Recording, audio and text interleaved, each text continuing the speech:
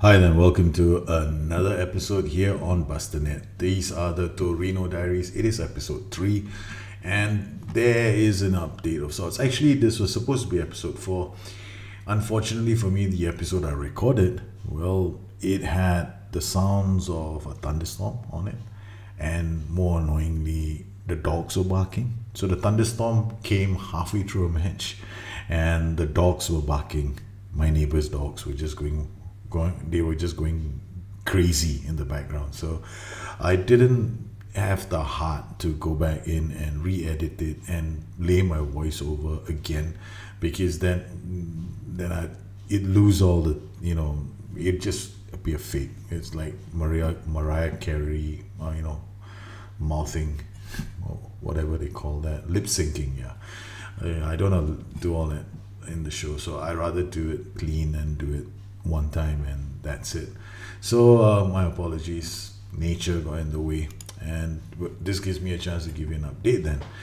Well, as you know, I've been using the 4-2-3-1. If you have and the 4-2-3-1, that match in Real Madrid, still I consider a classic. For me, it's a classic. At least it's one of the matches where I actually had the biggest challenge using it. I had to think about the space and controlling space, and then after that we went on for wins, a few wins after that, and then we came up against Inter Milan, who played a 4-4-2.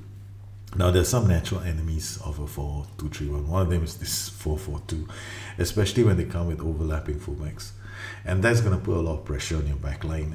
And there are 4 guys in midfield against your 2, so that makes it even harder. We didn't do too badly, so what I did was I decided to go with 2 inverted wing backs. This time I pushed both the left back and the right back into inverted wing back positions, and we controlled the match and we did okay. We did score. We took the lead, then they equalized, then we actually Vitor Buono scored again, and we took a 2-1 lead, and I was pretty happy with that until they decided they wanted to play a 4-2-4. When they did go to a 4-2-4, I had to make all kinds of changes, and they were just pretty simple changes. Let's see what the match looked like at the start. At the start of the match, this is what the system looked like. Pretty narrow, 2 inverted wing backs. I expected this shape, so I knew I had to be compact, and I was going to leave these spaces behind me, but I was expecting these 2 guys to help with the flanks as well. In the second half, well, things changed. Our friends decided I think it was in the 80th minute, around here, 80th minute, they wanted to play with a 4-2-4, and that's when I changed my shape. I went to a structured shape, as well as employing the inverted wing backs as fullbacks on support. That kept them a bit more deeper and gave me a bit more control, so I could handle their 4 coming at me, and that left me with room to hit them on the break if I needed to. We didn't score any more goals, and the match ended 2-1. Pretty happy with that result. And then we went off to Monaco. Monaco, well, they decided to use a 4-1-2-2-1. Now, I do think a 4-1-2-2-1 is a good system.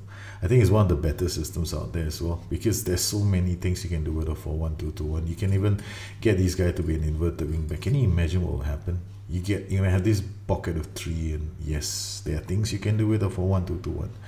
The 4-1-2-2-1 I put up on the tactics is one version. There are so many different versions of the 4-1-2-2-1, and you can actually create Jurgen Klopp's Liverpool using this 4-1-2-2-1 as well. So yeah, definitely lots of possibilities with the system, and they made it really hard for us. In fact, if you look at the stats, it was a tough game.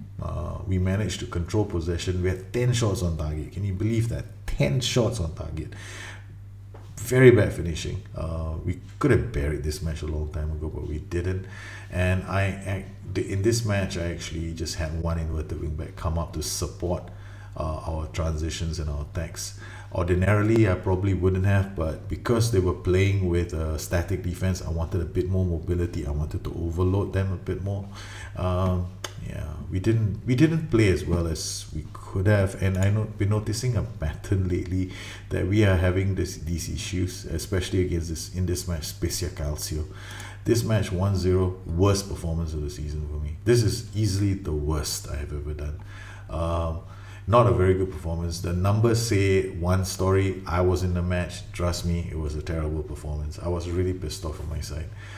We didn't carve out nearly as many good opportunities as I would have liked. And this is probably down to the fact that my players had Alfred Gomez in goal and Salvador Ichazo on the bench. Now, why is that? I suspect that maybe deep down inside, they are all saddened by the news that Daniel Padelli is out for almost 3 months. He's expected to be out for 2 months. He's got a slip disc.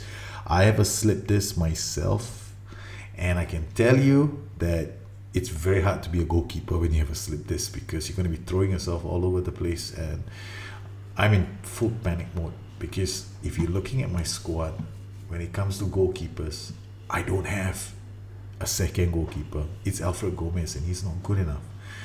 He's 15 in aerial reach. His reflexes are only 14. His one-on-ones are 13. His handling is 13. He's 25 years old already, and I don't think he is gonna be good enough for my first team. And he's the only keeper I have that's of a reasonable standard, which has forced me prematurely into the transfer market to look at several people. First up, Ben Garrett, goalkeeper, plays in England, valued at 3 million. I looked at him, I said, not bad. You know what I'm doing right now? This is what I call a panic buy. I look at the aerial reach, I look at the range, and I go, okay, fine, he's good enough. No. We're like, okay, all right, yeah, he's not bad. I'm thinking to myself, then I looked at this guy. He's an attacking midfielder, left and center. My scouts found him, 19 years old. I'm keeping an eye out on him because I want to do a big money buy for this guy. This guy is going to be scouted, and I'm going to pump in like 20 or 30 million. I want this boy because I see this boy as a huge signing for us going forward. He's got a lot of great attributes in the right places. Only thing, he's got low aggression, but I don't think that should affect him very much. And then the other keeper I'm going to try and get my hands on, I've already put in a transfer bid for this boy, Rodolfo. He's a goalkeeper. His aerial reach is 16. His reflexes are 15, and his handling is 14. That's all I saw. Literally, this is what I call a panic buy. I saw these three and I went, okay, fine, I'll take him. Anyone will do. Just get me somebody better than Gomez. So, but the bad news is, if he comes in, he's only coming in the January transfer window. So we're gonna have to survive for almost 2.5 months. By then, Daniel Padelli should be back, and I might have a second keeper. But these are terrible times for us. This is the first time it's ever happened to me. I've lost a keeper. Well, that's not good. In terms of training, I wanted to share something with you guys. Now, when you train players, I like to keep my workload on heavy for most of these players, and this is heavy because they also got additional focus. If I remove the additional focus, it'll probably be medium. And at first, I had them on. They train for they only get one rest day a week when they're training. And there were 4 players on very heavy. So what I did was I gave them an extra day rest, and this actually put quite a few players on medium and heavy. So all of a sudden I had like no more very heavies, but I had a lot of mediums. And what I did then was I gave a lot of players like additional focus training, and this is going to help me in the long run as well. I will do an update on training. There will be a quick video I plan to put out, and for my Patron users, I'm going to do an entire few chapters on this going forward, because I want to do a detailed look at training, long-term player development, how you create a legacy with your team, how you plan for the future, and how you bleed players into your team, and how the best way to manage it for long-term success is. I have this goal in my head usually when I set up a team, and that is basically, I don't want to be doing panic buying like I just did with our friend. I want to always have a good idea who are my players and if they are good enough for the first team. Right now, if I'm looking at my players, I've identified some players in my team who I think have a lot of potential going forward. Z Gomez is one of them. Pedro Marquez, I just bought him. brought him over. I've got Vittorio Paragini and I've got Gaston Silva. These are some of the players that I expect great things from. Andrea Polsano, he's another one I'm expecting great things from, and he's young. I'm giving him a chance to play, make appearances this season. So in my next few chapters, I will do that. I will focus on that, and I'll do a quick training guide as well. Well, with the injury to Daniel Padelli, I've had to come up with some plans. So one of my backup plans is actually, if I have to shore up, then I'm thinking of playing this system for tougher matches. The 4-3-1-2 is binned. I'm not going to be using it for a while. I'm going to concentrate on either scoring back loads of goals or defending. That's it. It's a simple strategy. I hope it works. Before we begin, I want to thank all my patrons. You've done a fantastic job in helping me keep this channel going. I want to thank each one of you. You have my deepest appreciations, and this show goes out to you guys, hopefully. But why didn't you guys warn me that I should have had a second keeper? Here we go. Alfred Gomez's first Champions League match. This should be fun. Oh boy. Here we are. I don't know. I don't even know what we are faced against. Okay, oh god, it's the same thing again. Why do they all want to play something that forces me to think? Alright, inverted wingback, Jose Enrique, Lustig, both attacking fullbacks. That means these two guys are probably in support. They need time to get up. We won't give them that time. Alright, we shall put a lot of pressure on them right off the top. Uh-oh. Why do my players look like they are all in the wrong spots? I made a few mistakes in my player selection. Mandi is supposed to be my fullback, but okay, it's alright. It's too late now, guys. I've been so shocked with the injury to Daniel Padelli. I made wrong choices in my first 11. Mandi and Ramos at the back now. Silva to Vito Bueno. Vito Bueno runs, finds Paragini in space. Okay, they need to get their fullbacks up, so we're going to try and attack them a lot. De Silves plays a short pass to Paragini. Oh, De Silves does well. Silva out there, finds the ball, gets a corner inside the first 30 seconds. Okay, this is going to be a lightning fast start. We have to try and get something going. Okay, the ball with the goal kick, no, corner. I can't even talk properly now. Sheesh kebabs. Okay, Benazi with the ball. Okay, I don't lose it. De Silvestre. Out to Ramos. To Silva. Silva to De Paul. De Paul looks, checks, comes in, can't do much. Ramos again, Silva again. De Paul out wide. He's playing as a playmaker. He drifts into the middle, lays it off to Benazi, but this is not the basketball game. Silva, why they run all the way, then they pass the ball back. This is not a way we play football, boys. Okay. Benazi tackles from behind. Oh no. It's a foul. Ref has not seen that as a dangerous tackle, so that's good. Sinclair with the free kick. Into the wall it goes. Okay, something tells me my defensive free kick routines could do with some work. I forgot to set them again, have I? Z Gomez. Back to Mandi. Mandi, what are you gonna do, boy? You're usually a fullback. Benazi. Okay. Padelli to Silva. Alright, Rodrigo De Paul out wide, giving us the necessary width. Speaking of width, I'm going to change him now. Z Gomez cuts inside, shoots. Okay, that's what we want to do. De Paul, your winger on attack. Let's stretch them a bit more. Here we go, Baselli to Vito Bueno. Vito Bueno. Oh, he does well, gets it to Baselli. Baselli looks for De Paul. De Paul is cut inside, finds Vito Bueno, but he misses. This is what I mean. This is the story of our season so far. I don't know what's going on with my players suddenly. I think this the injury to Daniel Padelli. They're all looking at the bench going, really? Alfred Gomez in goal? They're like, boss, you should have planned for this, eh? Paragini out wide. Can he cross? Come on, Pari, cross. Beautiful. Z Gomez. Oh, he hits it over the top. Oh, good play by Paragini. We have to beat Celtic. Come on, boys. I don't want my Champions League to end with the injury to Daniel Padelli. It's a major thing for us because we don't have another goalkeeper. And I can't afford for teams to come and attack me. So now it's a case of me attacking them first. De Paul into the wall. Back to Mandy. Mandy. He's patiently looking for opportunities. Silva. These are my centre backs. They're so high up right now. De Paul, Vito Bueno, Padelli to Silva, Silva to Z Gomez to De Paul. They're trying to work scoring opportunities. Alright. Now we shall make things even more roam from position. Okay, boys.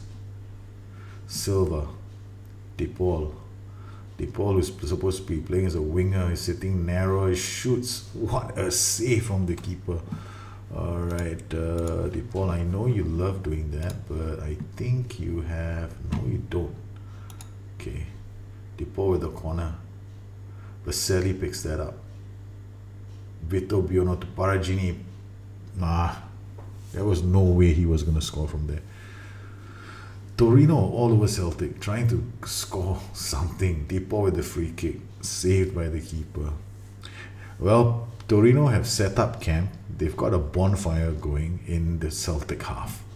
All they need now is a marshmallow or two. Padelli to Vito Bueno. Back to Silva. To Padelli. Now to Benazzi. Okay, we're going to make one more change. This is getting annoying. Alright, De Silves, you're going into attack. Padelli to Vito Bueno. Bueno's inside the box. Can he cross? He does. De Paul shoots. And the sickening keeper saves a point blank shot. What a save from the keeper. Oh, we keep pushing and pushing and pushing. I need a goal. I need the goal. Come on, boys. Silva to De Paul. De Paul to Benazzi. Benazzi now. What can he do? He sees Paragini. Paragini has stepped inside already. Giving it to Z Gomez. Z Gomez to De Paul. Seriously, De Paul? Really? You still want to come inside? Why can't you stay on the flanks? Like any normal winger. Okay, what do? We have a few ratings that are pretty average, but still, you know, we are the ones dominating this game at the moment. Silva cuts inside. Foul. Beautiful position. Silva wins, draws the foul from Lustig. This is what we're actually good at. Getting players sent off. Okay, ticks off. He was only ticking off. One yellow card. And I've actually reduced the team to 9 men and still only beaten them by 1 goal. That was the match that I was so mad about. We actually managed to get 2 players sent off. Both made tackles in precisely the same position. Bisavec to Prodel. Prodel De Silves reads that really well. Now to Benazzi. Benazzi looks for options. He has so many passing options. Benazzi is taking his time. Finds Vito Buono. Buono out wide to De Silves. De Silves can't cross the ball. He's blocked immediately.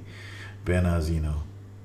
Back to Silva. Celtic have not won a game, nor have they walked away with a point yet.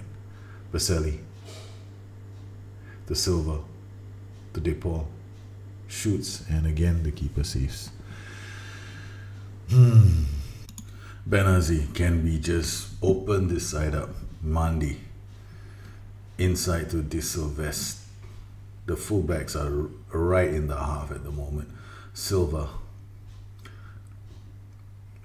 to Padelli to De Paul. Shoots wide.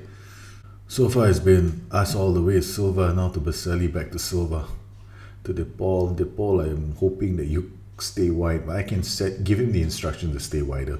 Vito Bueno to Z Gomez. Z Gomez out wide. He's gonna cut inside, shoot, and he's finally we break through Celtic's stubborn defense with a strike worthy of Z Gomez. Finally, you think that you finally get a goal. Thank you, boy. He's only 19 years old. I mean, how much pressure can I put on this boy? Z Gomez, yeah, he skips past one challenge, gets into the box, and then strikes it firm and true. finally we have taken the lead, and now it's time for me to sit back and wait. Structured counter, and I shall pass into space. Push it slightly. No, my D line will still be normal now. Why am I? Haven't any of you asked me why I play my offside trap? Well, the offside trap is a function of defensive line. So if your defensive line is high, play an offside trap. If your defensive line is normal, play an offside trap. Yeah, that's what I do. It's pretty easy. Sinclair, Tisselvest robs him of the ball. Padelli now. Celtic will have to come out and play. And if they do decide to come out and play, that'll be pretty interesting. Celtic's formation is somewhere here. If I can find it. There we are. Defensive, they're still 4-1-2-3 DM wide. So okay, we'll keep it. If they want to be defensive, we can be defensive too. But their mentality does not necessarily mean that they're going to stay in the box. It just means that they are not going to take risks with their ball possession. So we'll do the same thing. The ball inside the box, and it hits the upright. Oh, I just want more goals. Come on, boys. I need the security blanket with Alfred Gomez in goal. Corner, De Paul launches it in the air. Ramos. Oh, that was so close. I don't believe it. First time, long time. I've never seen us win a header in the air. Scott to Bisavic to Prod. I wonder how you pronounce their names.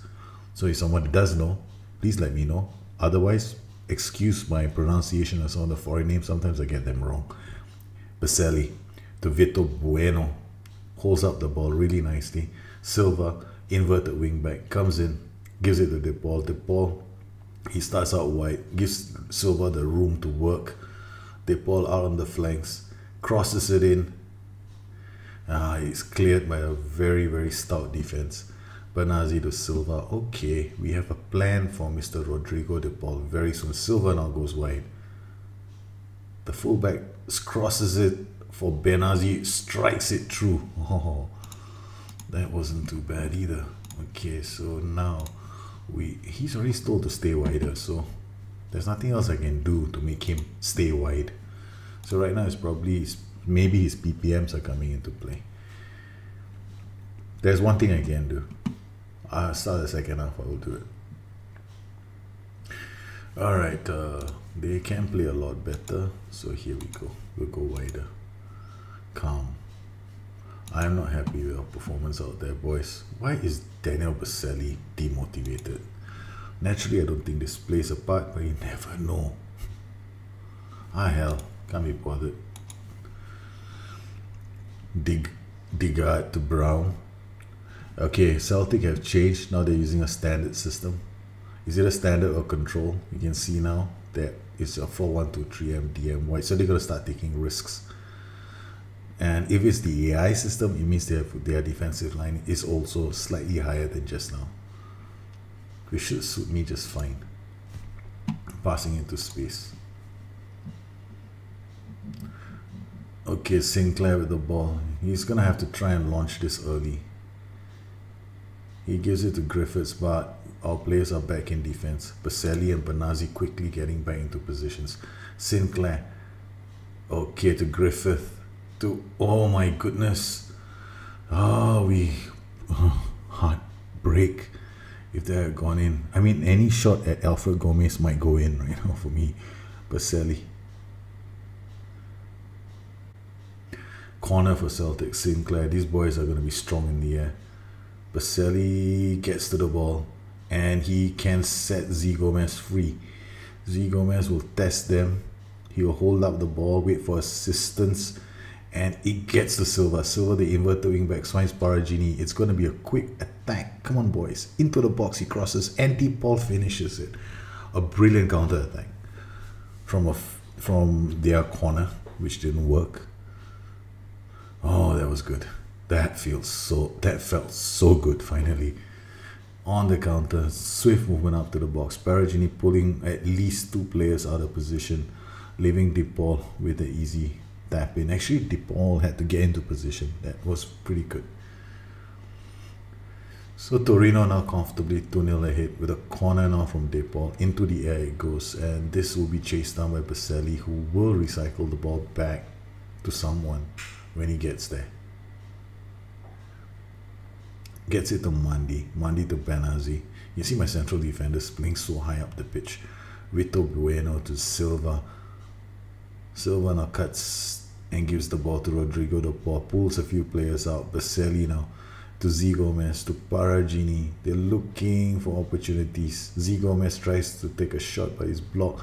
De Silves has the ball, gets it to Padelli. Padelli out wide to De Silves, hits it, but it goes nowhere. But Benazzi is there to pick up the pieces. This is such beautiful football. Padelli to Vito Bueno. And the only thing now I'm worried about is if we get a shot on goal. That's it. So far, there's been no pressure on Gomez. We've had only two shots on target. So we've done a good job there. Silva to Z Gomez. Turns around, finds Paragini. Paragini will play inside the box. He goes, crosses it in. Z Gomez. The keeper fumbled. That was a terrible fumble. That was horrific. What happened to the keeper? That looked totally like a match engine glitch. Paragini, he dived too early. And actually, I think what they meant to show was that Z Gomez tricked the keeper into diving early. You know, sometimes you can dummy a keeper, feint the keeper. I think that was the intention.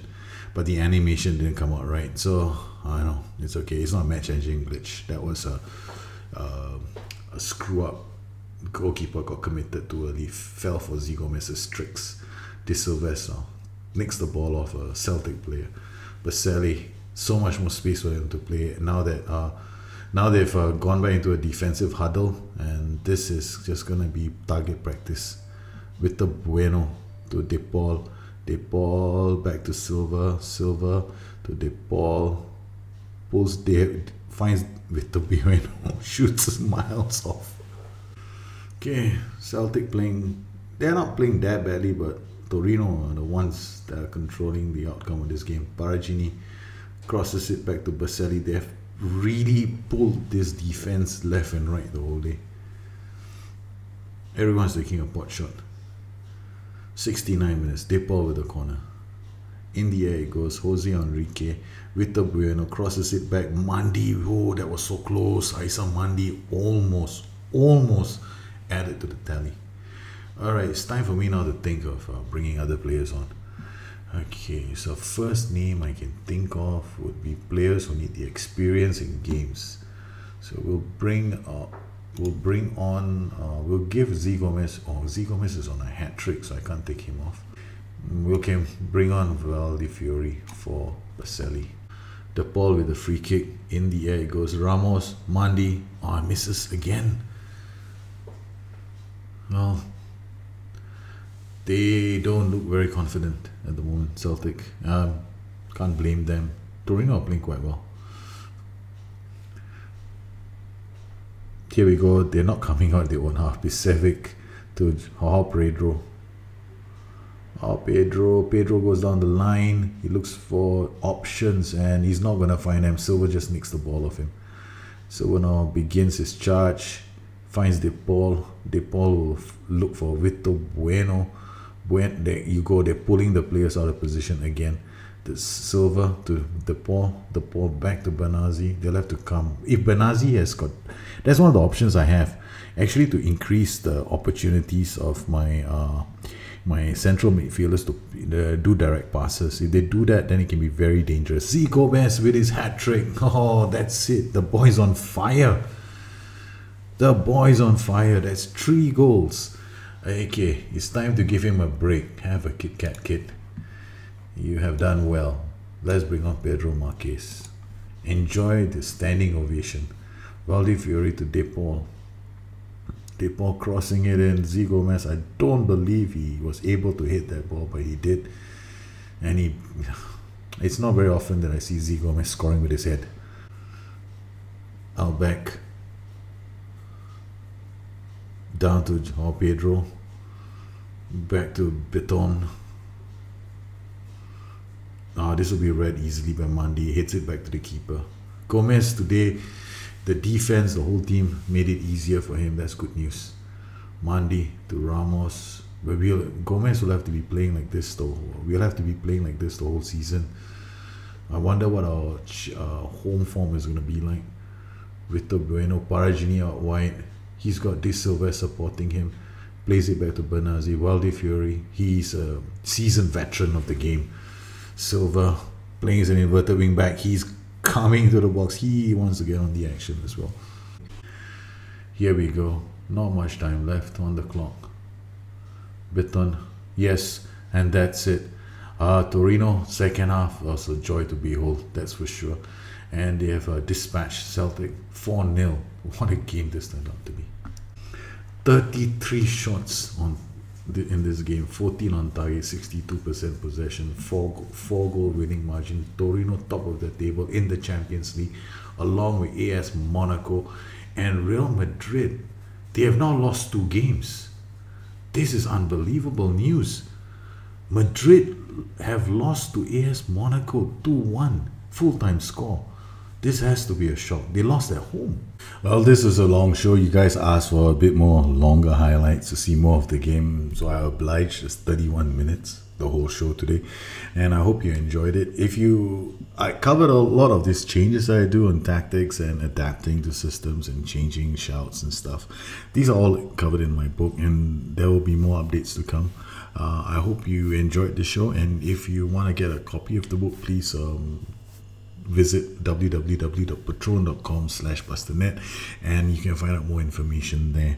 I look forward to hearing from all of you. If you have any comments, please drop me a note at Twitter at busternet, or you can look me up at addictedtofm.com. I would love to thank my patrons for helping me put the show up. You have my gratitude, and I hope to hear from you guys again soon. So you take care. Bye bye.